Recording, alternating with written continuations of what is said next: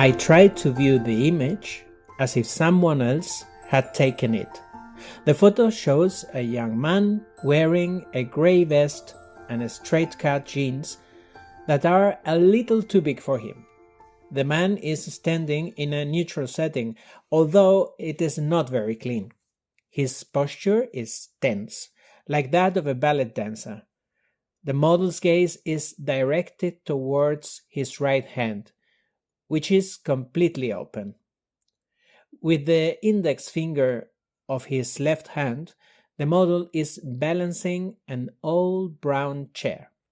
The whole image has a certain pictorial quality, yet it is the result of a series of decisions made on the fly. These decisions are what is normally referred to as the creative process, and for me, they pose a number of difficulties.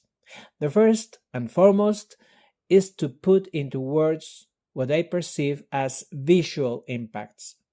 What follow is more or less a reconstruction of the mental process that led to this photo.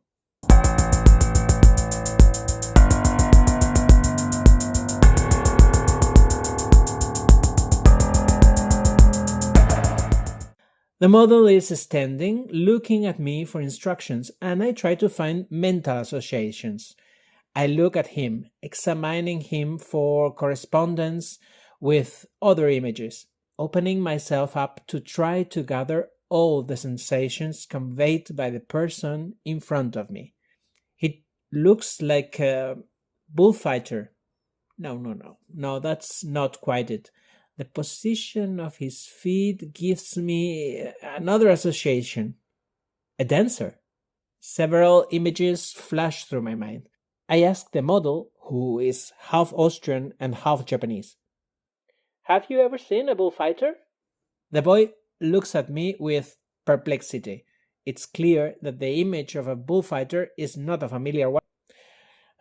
I hang my camera around my neck and imitate the posture. The right hand, the arm extended. Now we have tension in the right arm, but what do we do with the left? I search anxiously around the space and see the chair.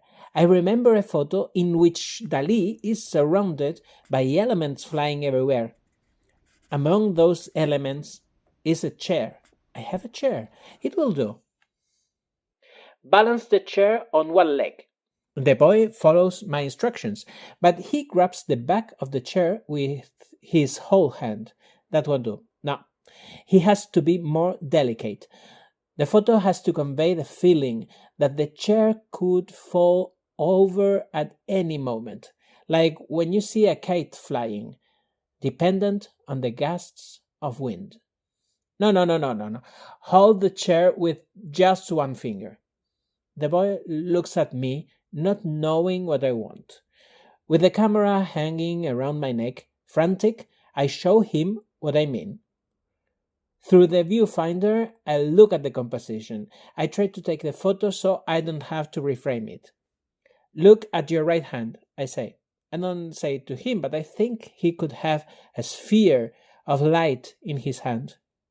Photo. Flash noise.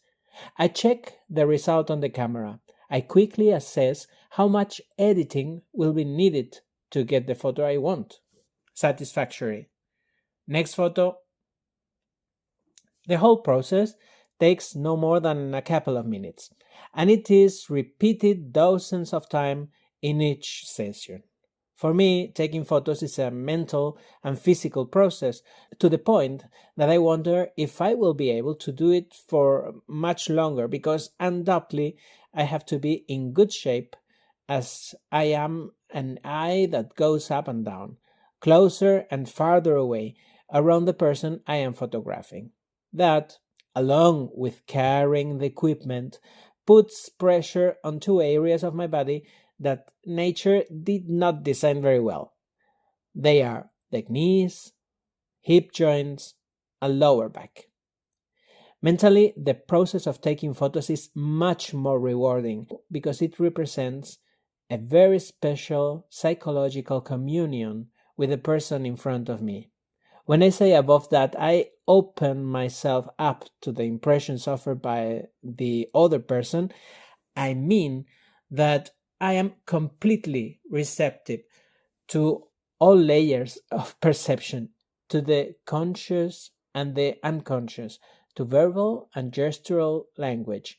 I analyze every last detail of the person in front of me, how they are dressed, what they have told me about their life, what they have not told me, the clothes they have brought for the session.